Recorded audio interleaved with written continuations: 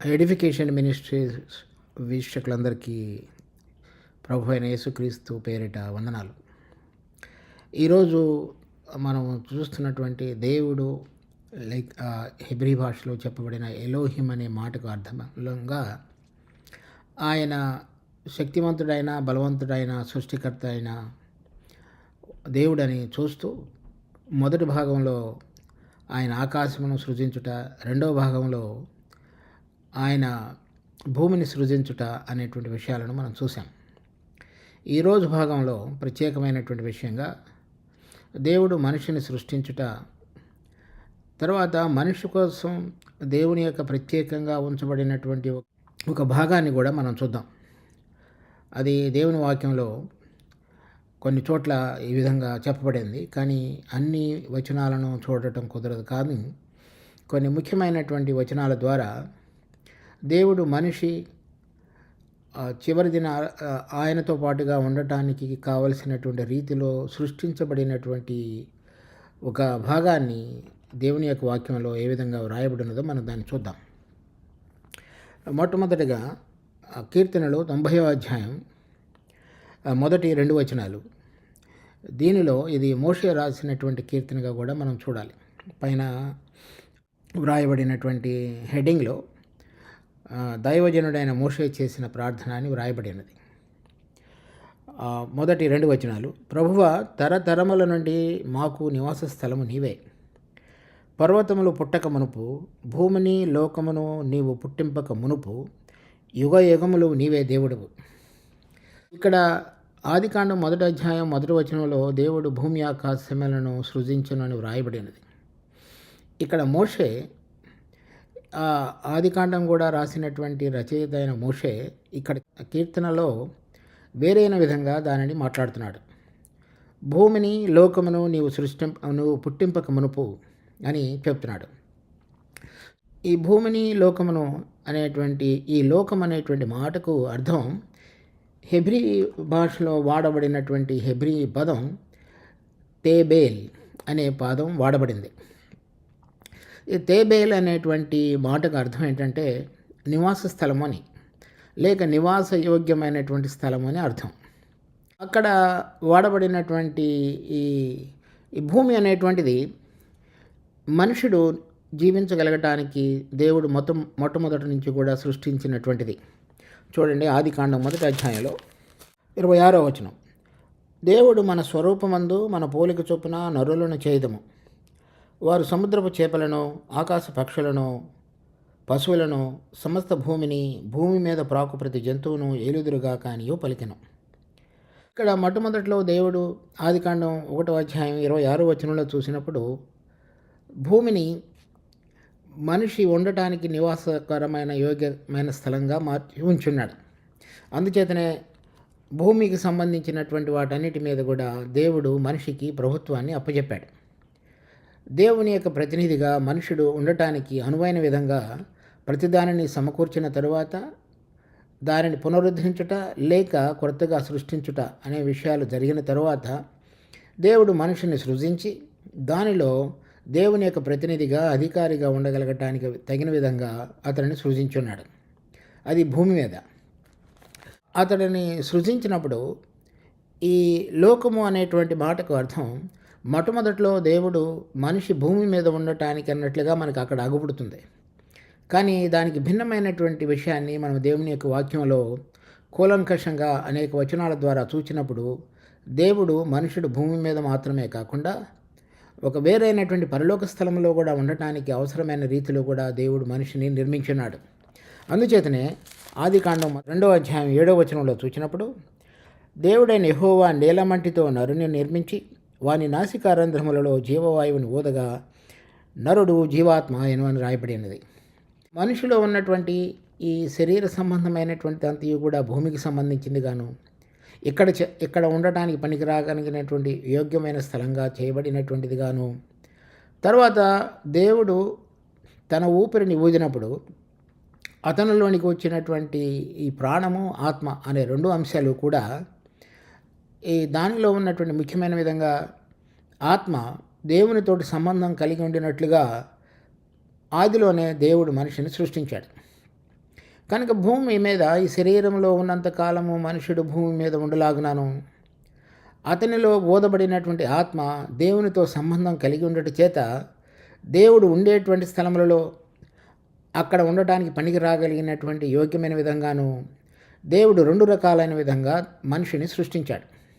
అందుచేతనే కీర్తనలో 139వ అధ్యాయంలో చూస్తే 14వ వచనంలో, నీవు నన్ను కలుగజేసిన విధము చూడగా భయమును ఆశ్చర్యమును నాకు పుట్టుచున్నవి. ఈ ఆశ్చర్యం అనే మాటకు కూడా అర్థం అదే.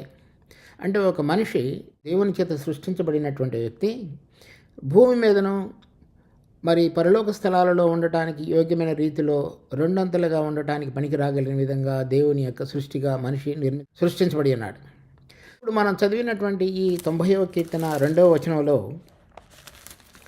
ఈ లోకము అనేటువంటిది ఏదైతే 2వ వచనంలో కీర్తన 90వ అధ్యాయం 2వ వచనం, భూమిని లోకమును నీవు పుట్టింపకమునుపు, అనగా ఈ భూమి ఈ మనిషి ఇక్కడ ఉండటానికి మనం చూస్తున్నట్లుగా ఆదికాండం 1వ అధ్యాయంలోది ఈ లోకం అనేటువంటిది వేరైనటువంటి స్థలంగానూ ఉన్నది. సో హెబ్రీ భాషలో ఈ తేబేల్ అనేటువంటి చెప్పబడినటువంటి మాట ఈ నూతన నిబంధనలో కూడా వేరుగా ఉన్నది. దానికి మునుపు మనం ఇంకొక వచనాన్ని చూద్దాం. సామెతలు 8వ అధ్యాయం 31వ వచనం, ఆయన కలుగజేసిన పరలోకమును బట్టి సంతోషించుచు నరులను చూచి ఆనందించుచుంటున్నాయి. ఇక్కడ చెప్పబడినటువంటి ఈ మాట ఇది పైన ఉన్నటువంటి ఆకాశములలోని ఒక భాగం అయినప్పటికీ దీనికి ఈ కీర్తన సామెతల గ్రంథకర్త సొలొమోను దానికి పరలోకం అని పేరు పెట్టినాడు.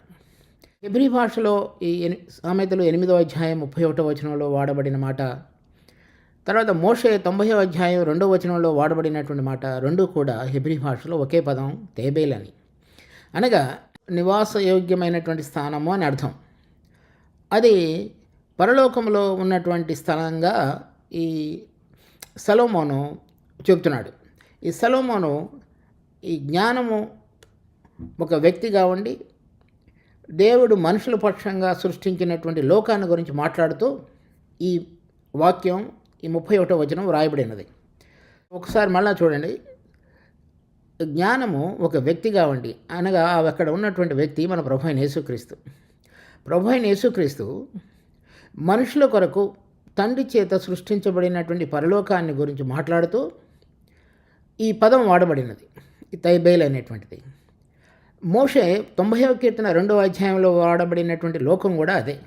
సో అనగా ఒక నివాస స్థలంగా ఉండటానికి దేవుడు ఆది నుంచి కూడా మనిషిని 2 రకాలైనటువంటి స్థలాలలో ఉండటానికి పనికి రాగలిగిన విధంగా సృష్టించినటువంటి సృష్టికర్తగా ఉన్నాడు. ఇప్పుడు మనం చూస్తున్నటువంటి ఈ క్రమంలో భూమిని సృష్టించినవాడు, ఆకాశంలో సృష్టించినవాడు మనిషిని 2 రకాలుగా అయినటువంటి స్థలాలలో ఉండటానికి పనికి రాగలిగిన విధంగా సృష్టించి మనిషి భూమి మీద ఉండటానికి పరలోకములోనూ అతడు ఉండగలగటానికి పనికి రాగలిగినటువంటి ఒక స్థలాన్ని కూడా నిర్మించినవాడుగా సృష్టించినవాడుగా ఉన్నాడు. దానిని ఈ సొలొమోను పరలోకం అని చెప్తున్నాడు. అదే విషయాన్ని మోషే భూమి నుంచి వేరుపరిచి లోకం అని చెప్తున్నాడు. అనగా అది నివాస స్థలంగా ఉండటానికి యోగ్యమైన విధంగా ఉంచబడినటువంటిది లేక సృష్టించబడినది అని అర్థం. అదే విషయాన్ని మనం కనుక హెబ్రీ పత్రిక 1వ అధ్యాయం 6వ వచనం, మరియు ఆయన భూలోకమునకు ఆది సంభూతిని మరలా రప్పించినప్పుడు దేవుని దూతలందరూ ఆయనకు నమస్కారం చేయవలనని చెప్తున్నాడు. ఇక్కడ వాడబడినటువంటి భూలోకం అనేటువంటి మాటకు ఈ గ్రీకు భాషలో అర్థం భూమి అయినటువంటిది కాదు. మన ప్రభు అయిన యేసుక్రీస్తు రెండవసారి తిరిగి వచ్చినప్పుడు భూమి మీద కూడా రానయ్యన్నాడు. కానీ ఇక్కడ చెప్పబడినటువంటి ఈ భూలోకం అనేటువంటి తెలుగులో రాయబడినటువంటి తర్జుమా సరైనది కాదు. ఆయన ఇంగ్లీష్లో వ్రాయబడినటువంటి పదం వేరు, గ్రీకు భాషలో వాడబడినటువంటి మాట అర్థం అది ఉండటానికి పనికి నివసించుటకు పనికి రాగలిగినటువంటి స్థలం అని అర్థం. దానిని గ్రీకు భాషలో వయకో మెనే అన్నారు. వయకో అంటే ఉండటానికి పనికి రాగలిగినటువంటిది, ఉండుటకు నివాసయోగ్యమైనది అని అర్థం. ఆ నివాసయోగ్యమైనటువంటి స్థలంలోనికి తీసుకుని రాబడినప్పుడు దేవదూతలందరూ ఆయనను ఆరాధించాలని తండ్రి యొక్క ఆజ్ఞగా చెప్పబడింది. మరి పాత నిబంధనలో కానీ క్రొత్త నిబంధనలో కానీ దేవుడు ఒక్కడు మాత్రమే మనం అందరం కూడా ఆయన ఎదుట నమస్కరించాలనేటువంటి విషయాన్ని మనం చదువుతాం. కానీ తండ్రి అయినటువంటి దేవుడు కుమారుడైన యేసుక్రీస్తుని ఆరాధించాలని చెప్పి ఆయనకు కలిగినటువంటి దూతగణములంతటిని కూడా ఆజ్ఞాపించుతున్నాడు. ఆ చిత్రాన్ని మనము ప్రకటన గ్రంథం 5వ అధ్యాయంలో చదువుతాం. అక్కడ వేయబడినటువంటి సింహాసనాలు, 24 పెద్దలు, తర్వాత వేల కొలది లెక్కలేనటువంటి దూత గణ సైన్యం, వీరందరూ కూడా ప్రభు అయినటువంటి యేసుక్రీస్తు మరి తండ్రి చేత అభిషేకించబడి పరలోకములోనూ భూలోకములోనూ రాజ్యాన్ని స్వీకరించి ఆ రాజ్యాధినేతగా పట్టాభిషేకం చేయబడుతున్నటువంటి సమయంలో ఆ దూతలందరూ కూడా వారి వారి యొక్క పదవులు, అధికారము, సింహాసనములు, కిరీటములు ప్రభు అయిన యేసుక్రీస్తు కాళ్ళ ఎదుట పడవేసి ఆయనను ఆరాధించేటువంటి దృశ్యాన్ని గురించి అది ప్రకటన గ్రంథం 5వ అధ్యాయంలోను 4వ అధ్యాయంలోనూ మనం చూస్తాం. దానికి సంబంధిత విషయంగా ఈ అపోస్తలుడైన పౌలు రాస్తున్నప్పుడు ఈ 6వ వచనంలో ఇక్కడ చెప్తున్నాడు. మరియు ఆయన భూలోకమునకు, అనగా ఏదైతే మోషే 90వ అధ్యాయం 2వ వచనంలో చెప్పబడినటువంటిది, తర్వాత సొలొమోను 8వ అధ్యాయం 31వ వచనంలో చెప్పబడినటువంటి పరలోకము, ఇక్కడ హెబ్రీ పత్రిక 1వ అధ్యాయం 6వ వచనంలో చెప్పబడినటువంటి లోకం, ఇవన్నీ కూడా ఒకటే. అక్కడ మన ప్రభు అయిన యేసుక్రీస్తును పరలోకములో ఉన్నటువంటి దూతలందరూ, దేవుని యొక్క అధికార ప్రభుత్వము, అధికార యంత్రాంగం అంతయు కూడా ఆయనకు నమస్కారం చేయవలనని తండ్రి ఆజ్ఞాపిస్తున్నాడు. తర్వాత అదే విషయాన్ని మనం హెబ్రీ పత్రిక 2వ అధ్యాయంలో కనుక చూసినట్లయితే 5వ వచనం, మనము మాట్లాడబోతున్న ఆ రాబోవు లోకమును ఆయన దూతలకు లోపరచలేదు. ఈ మాట్లాడబోతున్నటువంటి రాబోవు లోకాన్ని అంటే మన ప్రభు అయిన యేసుక్రీస్తు వచ్చినప్పుడు ఒక విషయం జరగబోతున్నది. చూడండి, ఎఫెసీ పత్రిక 1వ అధ్యాయం 8వ వచనం నుంచి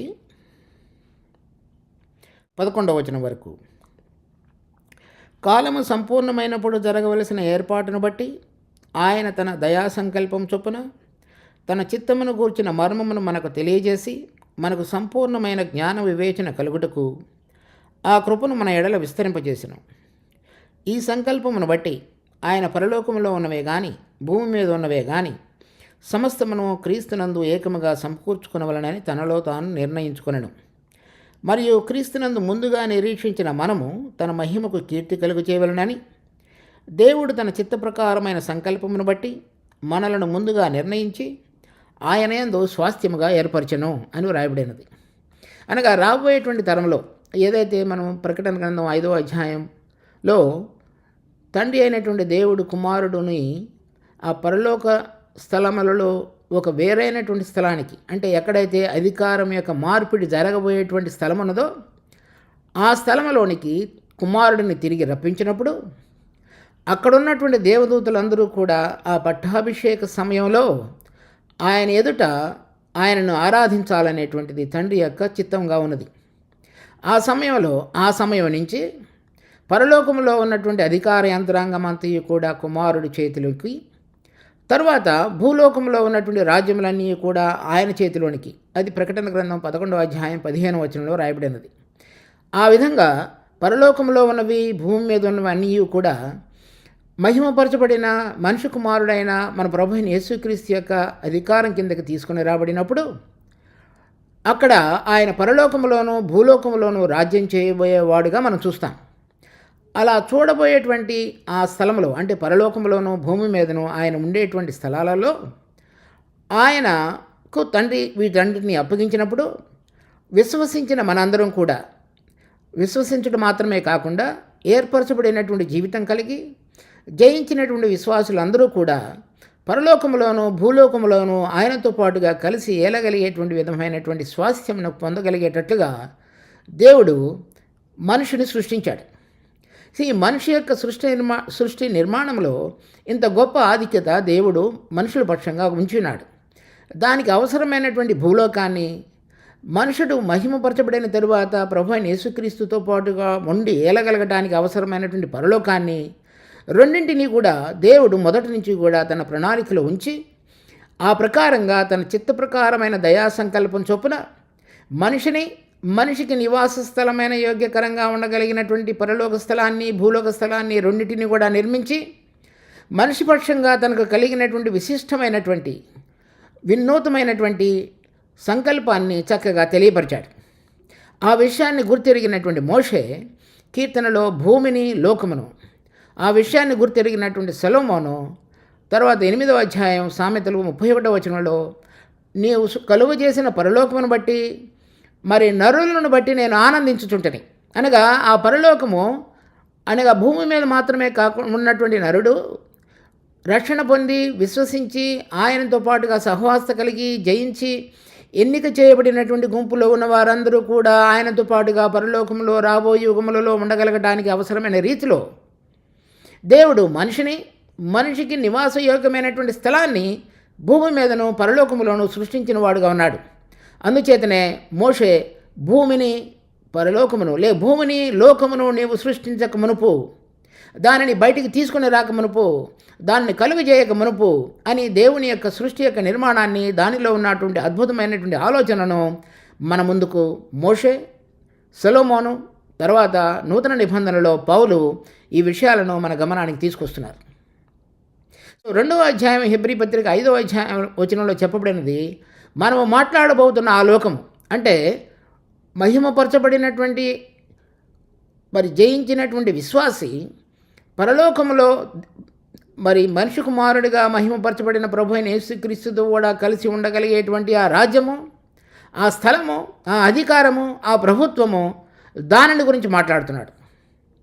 కనుక దేవుని యొక్క సృష్టి మనిషి పక్షంగా ఎంత గొప్పదిగా ఉన్నదో మనం ఆలోచించినప్పుడు ఈ సృష్టికర్త యొక్క గొప్ప ఔన్నత్యాన్ని, సృష్టి అంతటిలో కలిగినటువంటి మొత్తం అంతటినీ కూడా మహిమపరచబడినటువంటి మనుషుడు దేవుని ఆరాధిస్తూ దేవుని యొక్క చిత్తాన్ని భూలోకములోనూ పరలోకములోనూ నెరవేర్చడానికి పనికి రాగలిగిన సాధనంగా దేవుడు తన ఆత్మ ద్వారా ఈ దినాలలో మనందరిలో కూడా పనిచేస్తున్నాడు. అటువంటి సృష్టికర్త అయినటువంటి దేవునిని మనము నిజంగా సరైనటువంటి రీతిలో ఆయన ఉద్దేశాలను, ఆయన లోతైన సంకల్పములను, ఆయన చిత్త ప్రకారం ఆయన జరిగించుతున్నటువంటి క్రియలన్నిటినీ కూడా గుర్తెరిగి ఆ సృష్టికర్తకు మనం సాష్టాంగ నమస్కారం చేయటం అనేటువంటిది యోగ్యమైనటువంటి విషయమైనది. దేవుడు ఈ వాక్యమును మన కొరకై ఆశీర్వదించును గాక. ప్రార్థించుకుందాం. మా జీవము కలిగినటువంటి తండ్రి, మీరు మీ యొక్క ఉన్నతమైన సంకల్పాలు మనుషుల పక్షంగా ఎంతో గొప్పవిగా ఉంచుట చేత వాటి యొక్క ఉన్నతమైనటువంటి ఉద్దేశాలను మేము సరైన విధంగా గుర్తెరుగుటకు ఇక్కడ ఉంటున్నప్పటికీ మీరు మాకు అనుగ్రహించినటువంటి ఆత్మ ద్వారా ఆ పరలోక సంబంధమైన సంగతులను తెలుసుకొని గ్రహించి ఆ ప్రకారంగా జీవించగలుగుటకు సృష్టికర్తమైన నిన్నును నీ యొక్క ఉద్దేశాలను చక్కగా మరి అన్వయించుకొని జీవించగలిగేటువంటి కృపలో మా మీద ఉంచి మమ్మల్ని నడిపించమని మా రక్షకుడు ప్రభు అయిన యేసు నామమున అడిగి పెట్టుకుంటున్నాం తండ్రి. ఆమేన్.